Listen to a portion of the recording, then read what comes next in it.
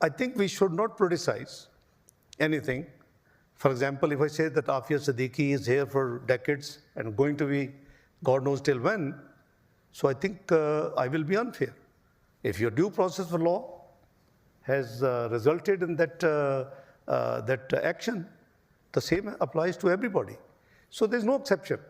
If you are popular political leader, it doesn't give you license to pick arms, to provoke public, and to go and attack the security installation of a country. This is nothing but treason.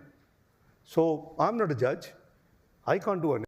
کہ پاکستان کی بیٹی آفیہ صدیقی امریکی jail میں ہے اور 2 بار jail guards نے اس کے ساتھ ریپ کیا ہے اور جیل کے قیدیوں نے انگنت بار اس کے ساتھ ریپ کیا ہے، تو پھر آپ کو شرم نہیں آتی پاکستانی ہوتے ہوئے؟ شرم نہیں آتی یہ کہتے ہوئے کہ ہم ایک آزاد اور خود مختار ملک ہیں؟ شرم نہیں آتی آپ کو یہ کہتے ہوئے کہ پاکستان اسلام کا قلعہ ہے؟ شرم نہیں آتی آپ کو کہتے کہ ہمارا کی عزت ہے اور وقار ہے؟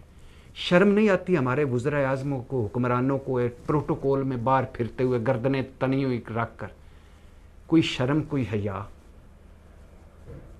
آپ یہ تو نہیں کر سکتے کہ آفیہ صدیقی کو چھڑوا لیں، یہ تو نہیں کر سکتے کہ آپ آفیہ صدیقی کو گھر لے آئیں. یہ تو کر سکتے ہیں کہ وہ ہماری بیٹی ہے، وہ اس وقت جیل میں، اگر اس نے کوئی جرم کیا اس کی وہ سزا بھگت رہی ہے اگر جرم کیا ہے، لیکن اس کی عزت نفس تو مجروح نہ ہو. وہ ایک جانور، اس ملک میں اس کے ساتھ ریپ ہو رہا ہے مسلسل، جس ملک میں جانوروں کی بھی حقوق ہیں. اور یہ میں نہیں بتا رہا کہ اس کے ساتھ ریپ ہو رہا ہے. آفیہ کا وکیل ہے، امریکی ہے، کلائیو سٹیفرڈ، وہ بتا رہا ہے اور وہ کہہ رہا ہے بحیثیت امریکی میں شرمندہ ہوں، لیکن بحیثیت پاکستانی ہم اتنے بے شرم ہیں کہ ہم شرمندہ نہیں ہیں اس بات پہ. ڈوب مرو شرم سے.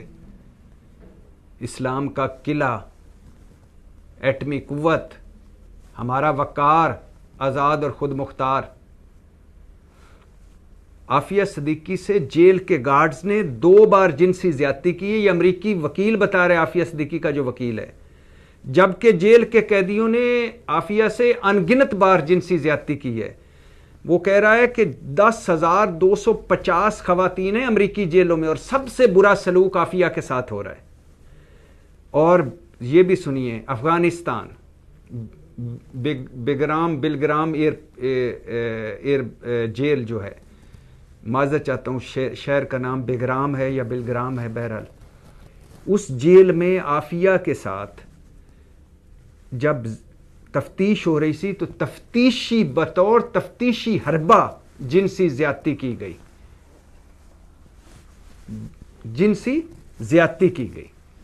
اور حکومت پاکستان، اور سب سے زیادہ دکھ کی بات یہ ہے کہ امریکی سفیر کہہ رہا ہے کہ حکومت پاکستان کو پتہ ہے.